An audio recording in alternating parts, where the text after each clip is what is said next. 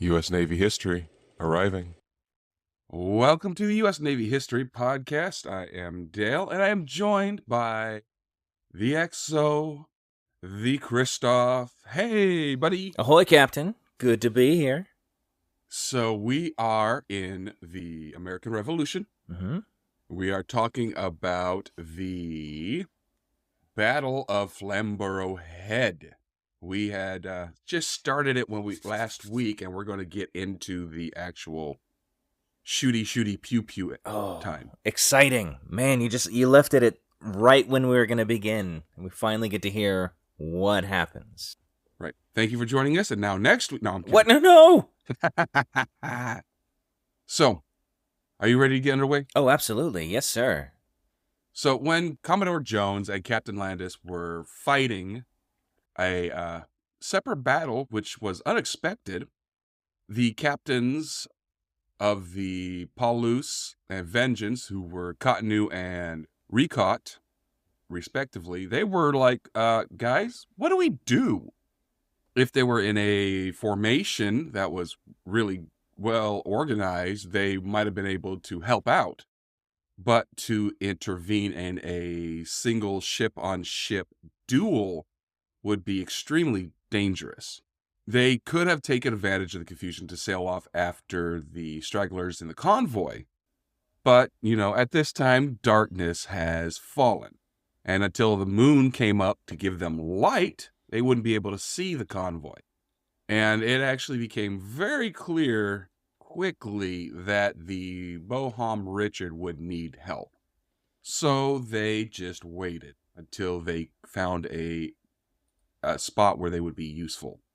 At about this time, the little schooner that had boarding party on it, they caught up. Now, there was no way to transfer the boarding party to the Bohom Richard or the Alliance. It was just not possible. But if they could have, that would have been very useful.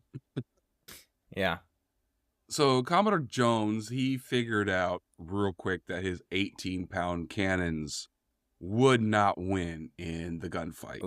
And so he quickly started the preparations he would needed to grapple and board the boat he was fighting. Pearson and his crew, they spotted that this was happening, and they adapted really quickly. They used their superior maneuverability of the Serpius to stay out of reach of their hooks and, continue to bombard the Bohom Richard. All right.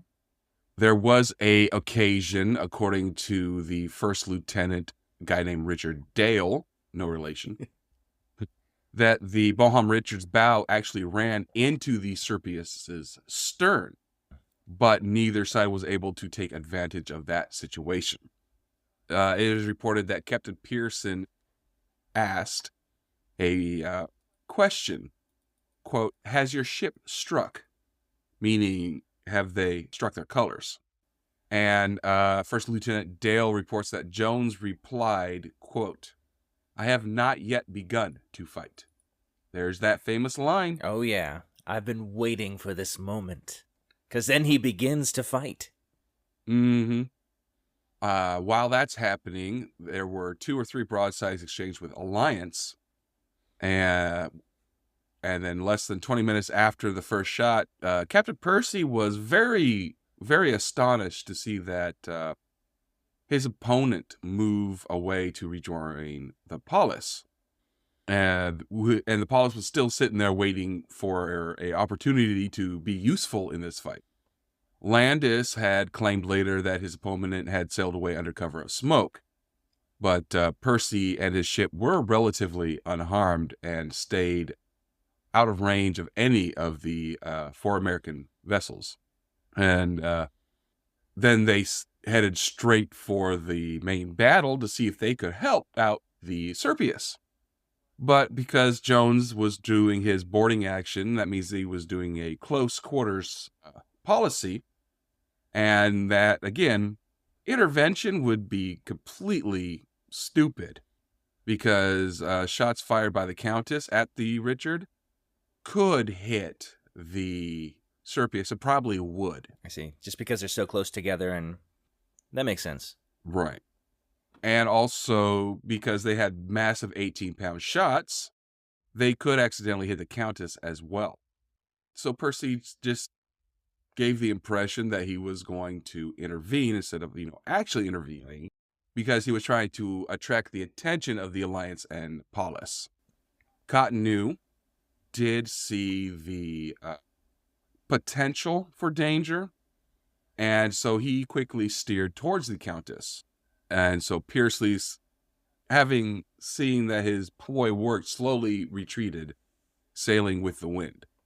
Like, I'm trying to visualize this battle, and there's a lot going on. Yes. There's always a lot going on when you're doing shipboard actions. Well, I imagine so. So, I think you mentioned this last time.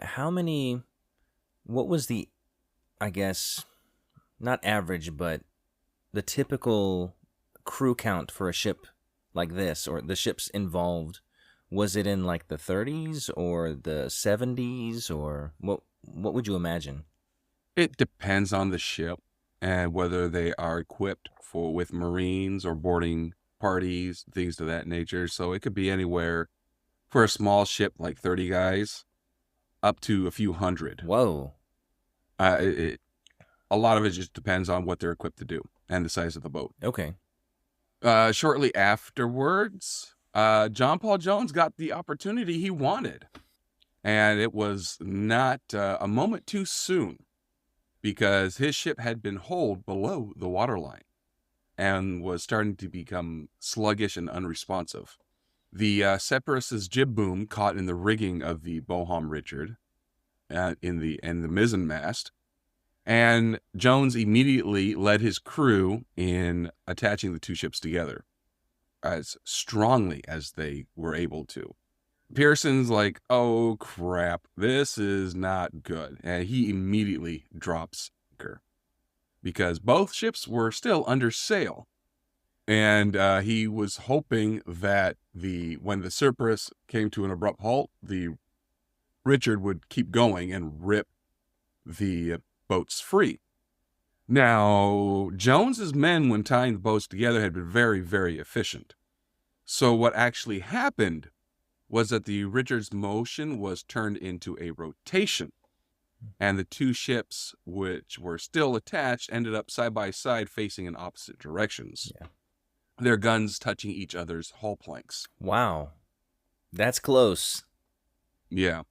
And even better for Jones is that the Separatist's spar anchor caught in the woodwork of the Richard's stern, locking them even firmly together.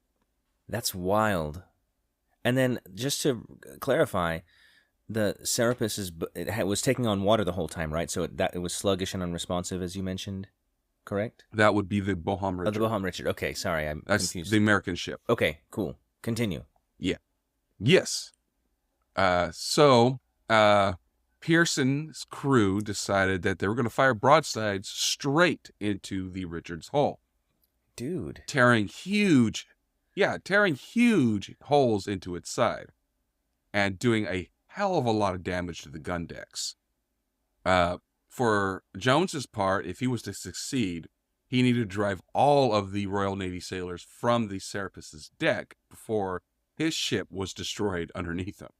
But he was well prepared for this, and his men at stations up the mast were equipped with both small arms and with incendiary grenades. Whoa. That's handy to have. Yeah. And he also had 3 9-pound guns on the quarterdeck that were still usable. Oh. But one of them was on the wrong side, so they unmounted it, dragged it to the other side, and remounted it. Nice. They loaded 2 of these guns with grape shot, and the third was loaded with solid bar shot. And they aimed that one at the masts of the Serpius. So just for clarification on my part, and perhaps the listeners, I'll go ahead and jump on this grenade.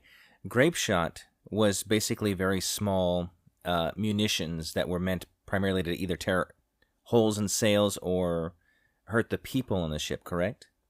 Not for sales, Okay. just for people. Okay. Think of it Like a shotgun? very, very, very large shotgun. I see. And then what was the other shot that you mentioned was loaded? The bar shot? The bar Now, shot. what is that?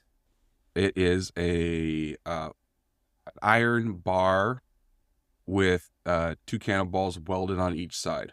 Oh. So kind of like an old-timey dumbbell that you would see in the cartoons that would rotate around as you shot it, I imagined? I imagine that would... It sounds like I'm familiar with chain shot, which would be similar, but a chain instead of a bar. And those would be devastating to masts, so I could see that. Yeah. It was similar to a chain shot. Okay. But instead of a chain, it's a solid bar. They use that for rigging and masts. Thank you for your explanation. Continue. You're welcome. So this brings us to 2030. The moon is now up. And the Polis and Countess of Scarborough were downwind, moving slowly from the 2 now anchored ships. And they began their own little battle, firing broadsides at each other. They were and also the Vengeance and the little schooner with the boarding party that Jones really needed at this time are still even further out in the background. And Captain Landis, who was commanding of the Alliance, was looking at this, and he formed a new plan, and he went after Paulus. On the way, they passed the 2 boats that were locked together, and firing broadsides at each other. They were now able to predict the direction of the shots, and he was able to safely approach within firing range of Serpius from the bow or stern rather than the flank, which he did. And he fired a broadside which included round shot, bar shot, and grape shot into the Serpius's bow. Whoa. And unfortunately, where the Serpius's bow was the Richard's stern. So as much shot that hit Pearson's men also hit Jones's men. And also, metal bits also flew along Richard's gun deck, which killed some of the remaining gunners and wrecking a number of gun carriages. And now that he thought he did a really good deed, Landis continued on his way. So after this broadside, Bohum Richard now started losing the battle against the Serpius. But, they were still trying to make the situation too hot for the British, both figuratively and literally. And just after 21:30, an hour later, they finally succeeded in a very spectacular fashion.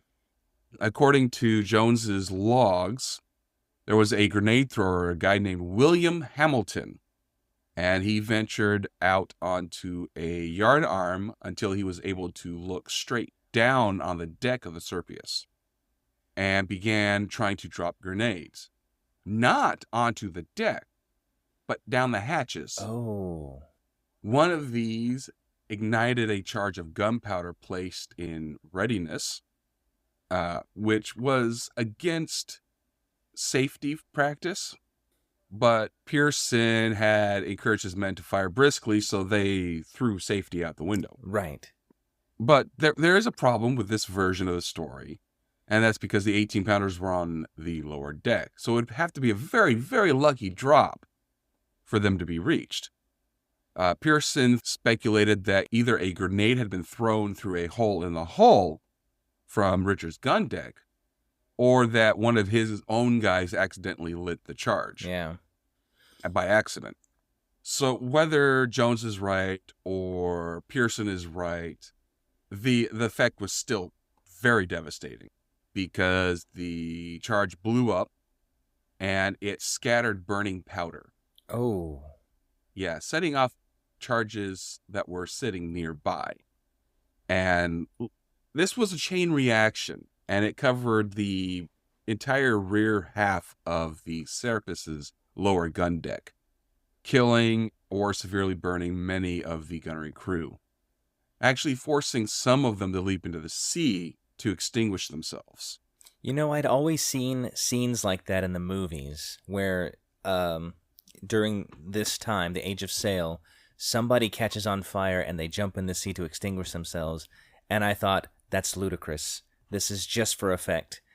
And now I'm being corrected by history. So thank you for the education. You're welcome. They also did put 5 guns out of action with it. So there was some confusion with some of the guys climbing back on board after jumping into the sea to put themselves out. And some of them were almost mistaken for American boarders. So almost a friendly fire incident. So Paulus and Countess are still engaged with each other and moving with the wind away from the huge cluster happening right there with the main 2 boats. And Alliance was catching up with them very quickly because they were pretty much undamaged, very fast, and well armed. Piercy knew that with 7 of his own guns disabled, 4 of his crew were dead, and he had 20 wounded, and his riggings and sails badly damaged, he was not going to be able to win or escape. So with Landis just out of range, he struck his colors. Alliance did approach him to take the captain's formal surrender, but after, Piercy and Cotonou had an exchange of words, Landis accepted that his colleague should take the surrender and attend to the casualties, and Alliance would return to the main battle. Now, the journey back would be against the wind, and that means it's going to take a while. Oh, yeah. So, because nobody else was near this main battle, this bought Serpius a lot of time. The Bohom Richards gun decks were now so very damaged that most of the British shots were just passing straight through without touching anything. Wow. And the guns on the Richard were pretty much silenced. There were a lot of fires raging on the Serpius, and the hold was filling with water because one of the pumps was destroyed. Commodore Jones was apparently exhausted and slumped on the chicken coop for a quick rest. According to his memoirs, there was a rumor that went around that he was dead or dying, and his gunner and carpenter were both wounded. So the crew consulted with the Master-at-Arms, who was the next ranking officer, and they decided that a little before 2200 to strike their colors. The flag, though, had been shot away, so their only option at that point was to shout.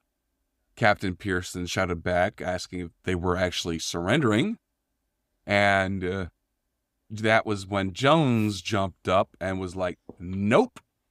I imagine the look of disbelief and probably some disappointment on the Master-at-Arms' face. It's like, okay, good. We're going to give up. We're going to stop fighting. It's going to all be good. Hey, we give up. And they're like, are you giving up? And then Jones comes out of nowhere. No! Well, his actual words, according to himself, after the battle was, quote, I have not yet thought of it, but I am determined to make you strike. And yet, after hearing that, presumably the officers realized he was still alive and returned to their duties. There was a more dramatic version appearing in the newspapers after the battle where a crewman thought he had heard, quote, I may sink, but I'll be damned if I strike. And then saw the captain himself using pistols to shoot the 3 officers who were attempting to surrender. Whoa. So there was a third version that was pretty much what Jones said but without the shootings. So, we're not going to know exactly what happened. But, Pearson actually couldn't hear the answer anyway because of all the noise.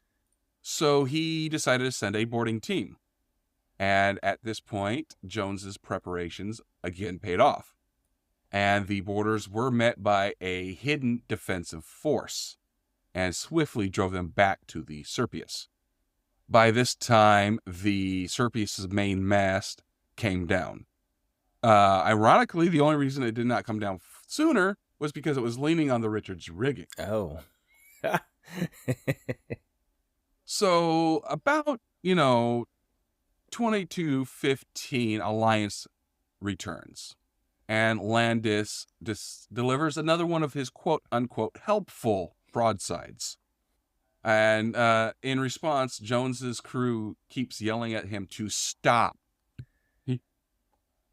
Jones attempted to send orders for Alliance to help with the boarding operation instead. The moon is now completely up. It is a full moon, so it is brightly illuminating the Serpius. And the Richard was clearly showing the lantern signals of what Jones's orders are. But Landis, being Landis, decides his plan is better and stays with his plan. He sailed around to quote-unquote the safe sides of the two ships and aimed another broadside. And when he fired, the theory was to hit both the bow and the stern of the Serpius in a raking fire type of broadside. But in reality, the Richard was again holed below the waterline. All right. And it started sinking rapidly enough that the Master-at-Arms decided to release the prisoners of about 100 or so men from previous battles, and because they were locked up on the lower deck. Now, they were not manacled, so they were completely free, and they could have helped Serpius's crew to overrun the Richard. But Jones reacted quickly and successfully urged the prisoners to put all of their efforts into working the 3 remaining pumps to save their own lives. Wisely commanded. Yes, that's a great plan. Now, Captain Pearson did not have a full picture of what was happening on the Richard. And he was losing a lot of men from the broadsides from the Alliance. And, his boat was not movable at all. So he saw that the Alliance, which was pretty much undamaged, could keep firing at will.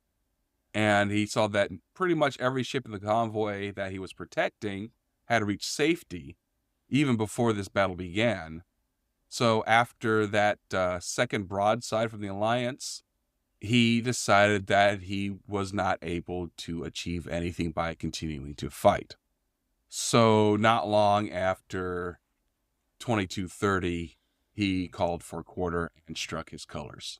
He did it himself. He brought down his colors himself.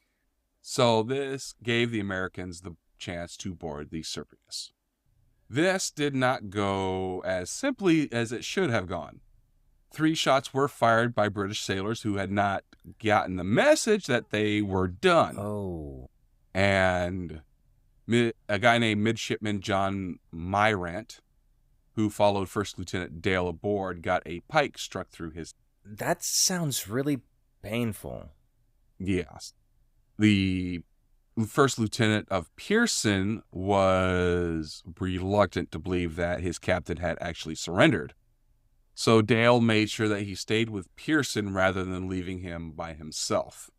A little time later, Pearson was boarding the Bohum Richard to hand over his ceremonial sword. And at that time, the mainmast of the Serpius finally falls overboard. Good comic timing. You want that to fall over right when you're handing over your ceremonial sword. Well, it probably happened because at this time there were efforts being made to separate the ships. Oh, right, and it was leaning on the other ship prior, so that makes sense. Yeah.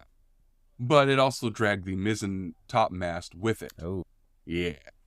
So as the Bohum Richard got underway, First Lieutenant Dale attempted to follow it in the Serpius. And he learned two very important facts very quickly. First, the Serpius was dead in the water. And second, he had a very large splinter in his leg. And he realized he had a splinter in his leg when he fell over. So the first problem they fixed by cutting the anchor cable. The second problem was fixed by bringing First Lieutenant Dale back over to the Richard to be treated. So after that, they started putting small boats into the water and began to evacuate the Richard's crew. There was one or two boats that went missing during the night because British crewmen took the opportunity to just go home. Yeah, it's right there. You might as well. Which is why there was eyewitness newspaper stories the next day. Now, little known to the sailors, the battle had been observed. They were close enough to land, and the moon was so full and bright that there were thousands of people on shore. Oh, that's right. This was way before television, so this was as exciting as it got. Yeah. So they were able to be seen by the High Yorkshire coastline and in Scarborough, which is north of Flamborough Head. Now, there is no record of a final casualty count aboard the two main combatants. Captain Pearson, in his log, stated that there were many more than 49 dead and 68 wounded aboard the Serapis. But he also figured that there were 300 casualties on the Richard. Whoa. But this seems very, very high. Yeah. Unless, it also included the captives that were stuck below decks during the battle.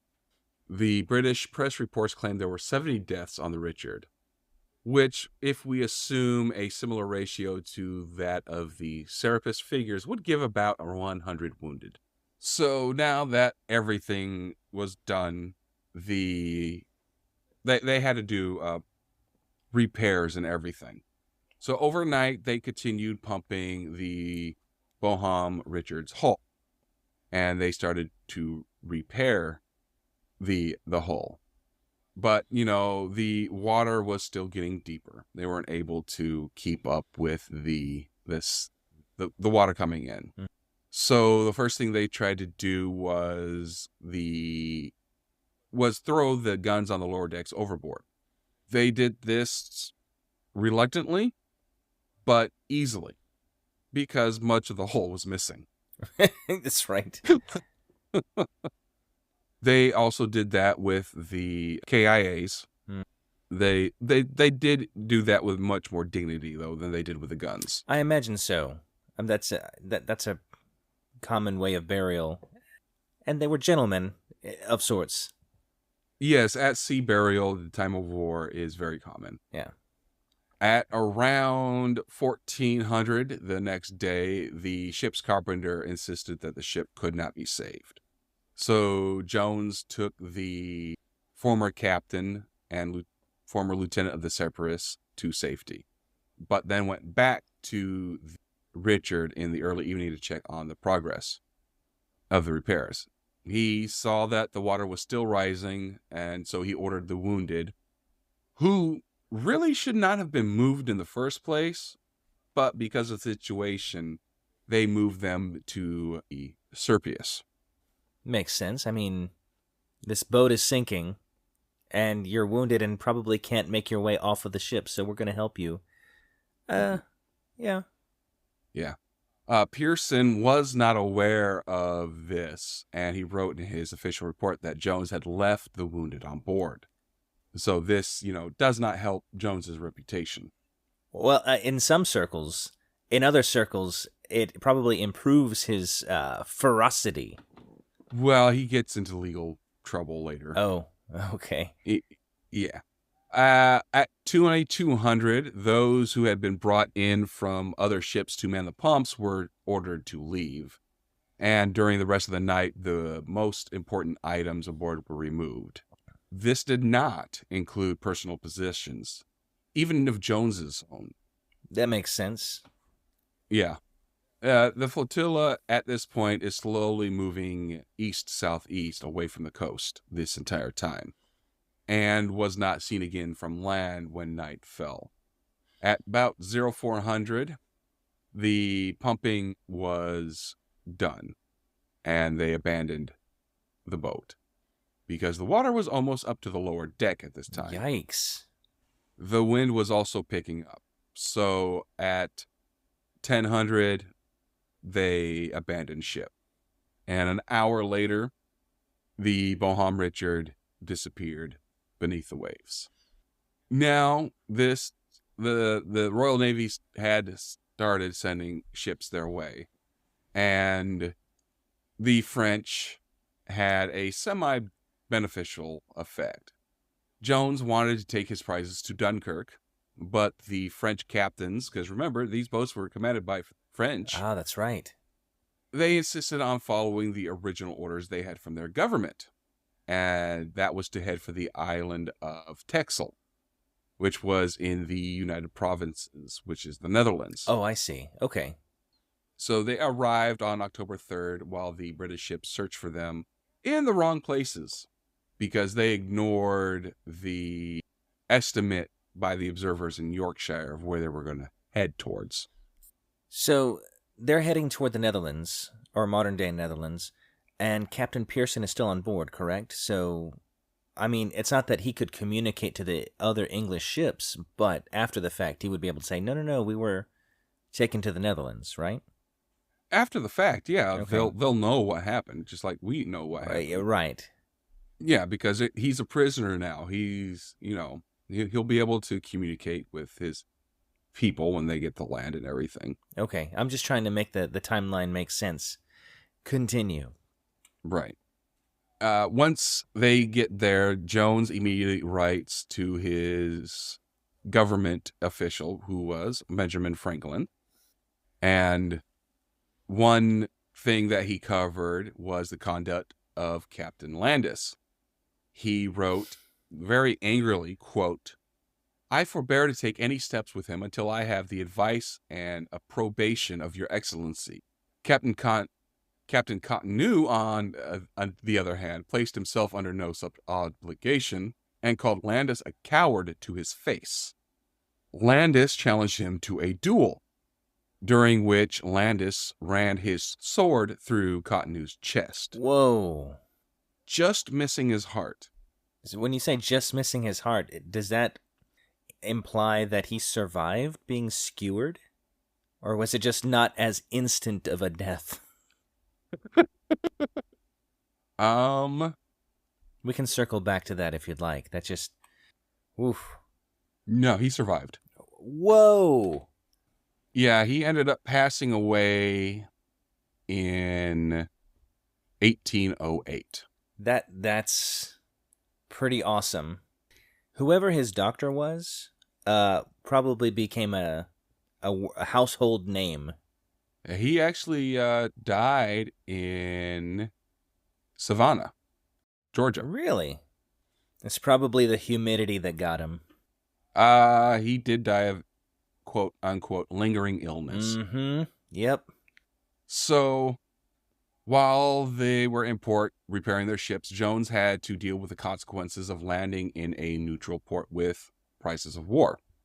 He turns on his diplomatic charm and negotiated at The Hague and networking in Amsterdam, where he was really the toast of society. He was known as the terror of the English. That's quite a title. Yeah.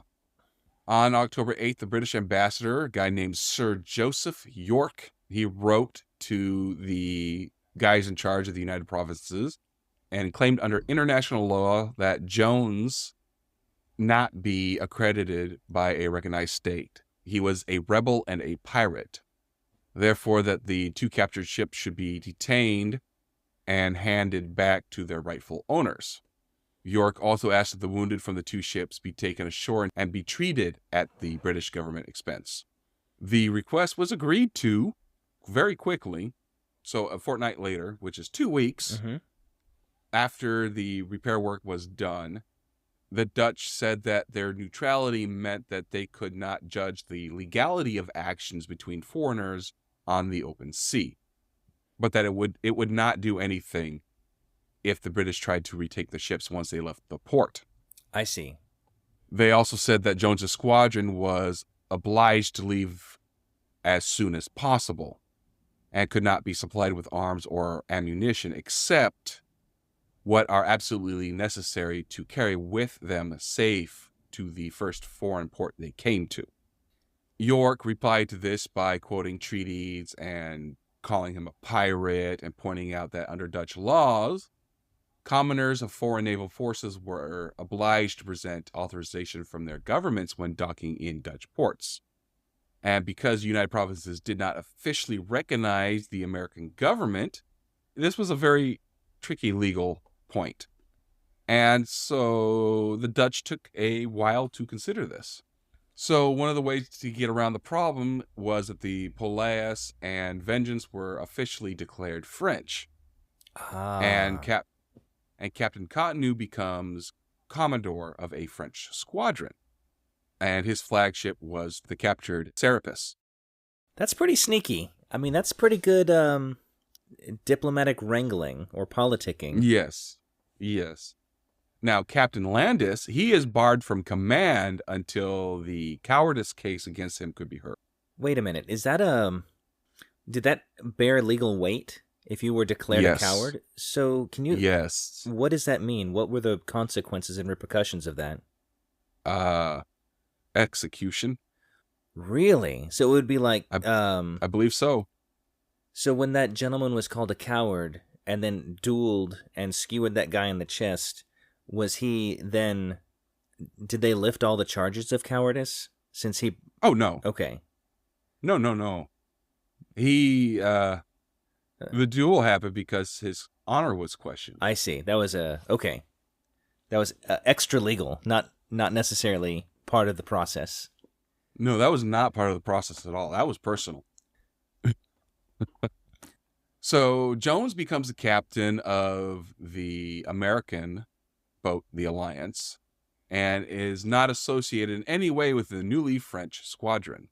There were several Royal Navy ships waiting just off the coast for the day that he was supposed to leave. And the Dutch authorities made a show of trying to eject him. But, this is just a show. So winter storms start approaching, and it makes it more difficult for the English ships to stay on station. So JPJ slips away among a group of Dutch ships on December 27th and sails to France. That guy's incredible. Yeah. Now, back in England, there was unexpected things happening. On one hand, the overall effect of Jones's cruise and the activities of other raiders such as the privateer duo, the Black Princess and the Black Prince, were reported with kind of a resentful admiration. And on the second hand, even though Pearson and Piercy had lost the battle, they were the only Royal Navy captains who were actually able to engage with Jones's squadron at all. And they had sunk his flagship. That is impressive. Yeah, their official reports appeared in the British newspapers in the middle of October, which forced the Americans to leak Jones's accounts. I'm glad to see that not much has changed in the realm of media either in the past 200, 300 years. Right? Now, more importantly, they had achieved their mission purpose, which was to protect the convoy. So when they returned home around the beginning of November, they were honored by the towns of Kingston upon Hull and in Scarborough. And they were rewarded by both the Russian company, which was the principal owner of vessels in the convoy, and the Royal Exchange Assurance Company. Pearson was given a knighthood. Yes, there's a story associated with that, but I'll let you keep going. No, go ahead. So, from what I understand, after this battle, I don't know a whole lot about John Paul Jones, but I do know that in this battle, he says, "I have not yet begun to fight," and then his main opponent, Captain Pearson, was given a knighthood for bravery against, basically, in the face of having to fight John Paul Jones. And then to which John Paul Jones replies, because he's such a baller, he says, "Should I have the good fortune to fall in with him again, I'll make a lord of him."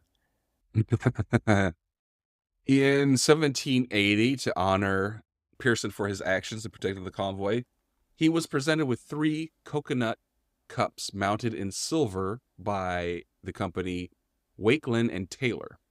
And in 1782, the Royal Navy took a unusual step of naming a new ship, the Serpius, which was rarely done by the Royal Navy after a boat has lost a battle.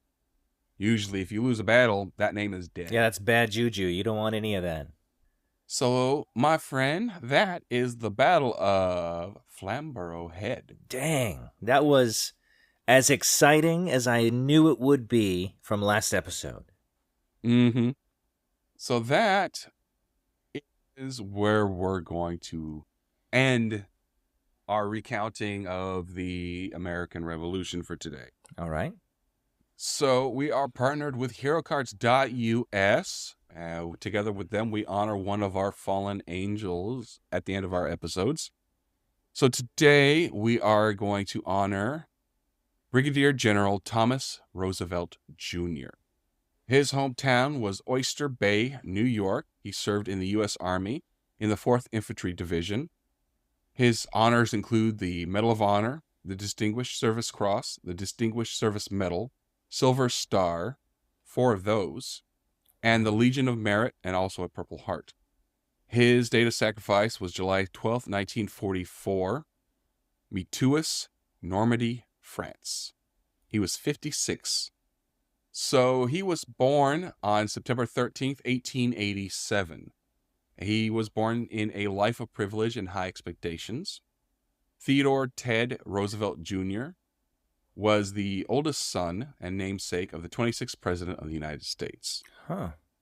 From Sagamore Hill, the family estate in Oyster Bay, New York, the Roosevelts moved to the governor's mansion in Albany, New York in 1898, and into the White House in Washington, D.C. in 1901. When Ted was 13 years old, he was the older brother to Alice, Kermit, Ethel, Archibald, and Quentin. Now, despite his famous heritage, Ted would have to build his own success. His larger-than-life father had been a sickly child and was a firm believer in the benefits of living a strenuous, vigorous life. And after attending both public and private schools, young Ted hoped to serve in the military and considered the military academy at West Point. His father preferred that Ted volunteer for military service if the need arose, and instead attended Harvard University, which was the elder Roosevelt's alma mater. Ted chose Harvard, and after graduation found success in banking and publishing. He still had a desire to serve in the military as his father had. During the Spanish-American War in 1898, Theodore Roosevelt, his dad, was a national hero as a lieutenant colonel commanding the Rough Riders Regiment, which he led on a daring charge up San Juan Hill to help free Cuba from Spanish rule. He would later receive the Congressional Medal of Honor. In 1910, the younger Theodore married Eleanor Butler Alexander, with whom he would have 4 children: Grace Theodore IV, Cornelius, and Quentin II. So Ted's opportunity to fulfill his true desire for military service came in 1915, when he was among the first soldiers to volunteer as the United States entered World War I. He left his business career to join the Army at an officer training camp in Plattsburgh, New York. Both Ted and his younger brother, Archibald, were commissioned as officers in June of 1917. Ted was sent to France in 1917 and was shot in the leg in the decisive Battle of Cisneros and nearly lost his vision after being gassed. His courageous leadership on the battlefield would earn him a Distinguished Service Cross, a Distinguished Service Medal, and 2 Silver Star Medals. By the end of the war, he was lieutenant colonel in command of the 26th Regiment, 1st Division. Returning home after the armistice of November 11th, 1918, Ted was instrumental in arranging meetings to plan what would become the American Legion, which is a patriotic organization of war veterans whose focus on service to veterans, service members, and communities. Now, as a war hero with proven leadership abilities in his own right, Ted attempted to follow his famous father's footsteps into politics. He was elected to the New York State Assembly in 1919, and in 1924 was the Republican nominee for New York governor. And he lost by just over 3 percentage points to Democrat Al Smith. President Warren G. Harding's administration appointed Ted as the Assistant Secretary of the Navy in 1921, and he was appointed as governor to Puerto Rico in 1929, and Governor General to the Philippines beginning in 1932. As the United States hesitated to directly enter World War II, Theodore Roosevelt Jr. returned to active duty in the Army in April of 1941, 8 months before the Japanese attack on Pearl Harbor, which forced the Americans' official declaration of war.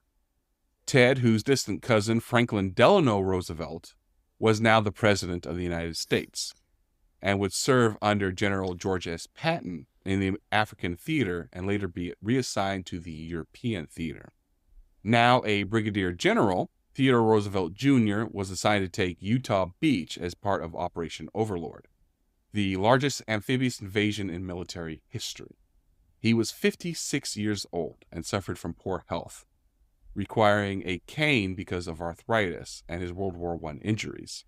Ted was the oldest man and the highest-ranking officer to land on the beaches of Normandy in the D-Day invasion.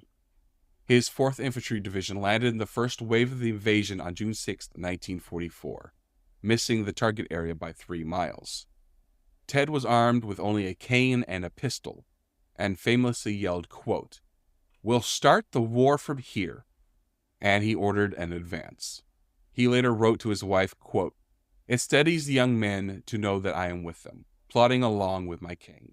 According to the Britannica, quote, "For an assault that had begun with such terrible confusion, the Utah Beach landings ended in a spectacular success beyond the most optimistic expectations.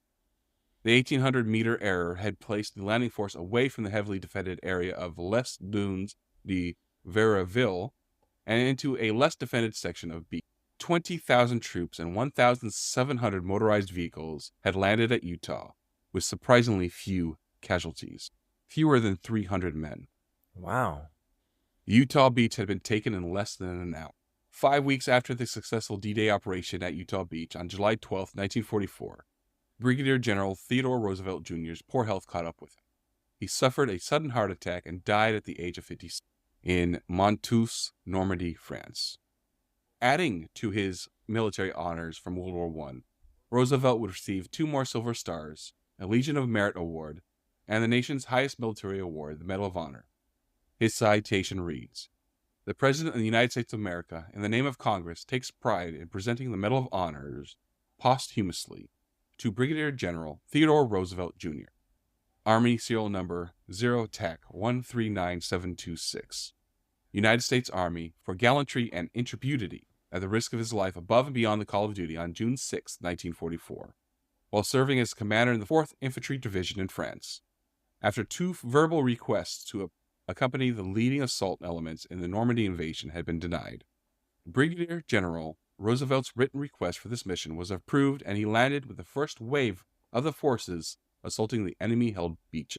He reportedly led groups from the beach over the seawall and established them inland. His valor, courage, and presence in the very front of the attack, and his complete unconcern at being under heavy fire, inspired the troops to heights of enthusiasm and self-sacrifice. Although the enemy had the beach under constant direct fire, Brigadier General Roosevelt moved from one locality to another, rallying men around him, directed and personally led them against the enemy. Under his seasoned, precise calm, and unfaltering leadership, assault troops reached beach strongpoints and rapidly moved inland with minimum casualties. He thus contributed substantially to the successful establishment of the beachhead in France. Brigadier General Theodore Roosevelt Jr. was laid to rest with his fellow soldiers at Normandy American Cemetery and Memorial in Colleville-sur-Mer, France. Plot D, row 28, grave 45. So, Brigadier General Theodore Roosevelt Jr. Thank you. Thank you. All right, Christoph, take us out, please. Got it, Dale. I think I might get through this without messing up and everything. So let's see if I've jinxed myself. Hey, thank you for listening, everybody. Number one, it's always great to learn about history myself, but I know we get to share it with all of you and kind of learn together. I think it's a really cool community that we have. And if you want to get in touch with us or contact us, there's a couple ways you can do that. You can email us at usnavyhistorypodcast@gmail.com. You can also catch us on X, formerly known as Twitter, at USN History Pod. We will be there. If you want a more interactive venue, we're also on Discord, so find the link to the Discord channel in the show notes. And you can also find us on YouTube, and you can listen to us there. It's excellent there. It's excellent wherever you happen to be listening to it. So, speaking of excellent, go ahead and rate us on iTunes, YouTube, whatever app you use to listen. And if you want to give us 5 stars, I won't complain. So thank you very much for listening, and we'll catch you next time. And as always, we wish you fair winds and following seas. Bye, guys. See ya.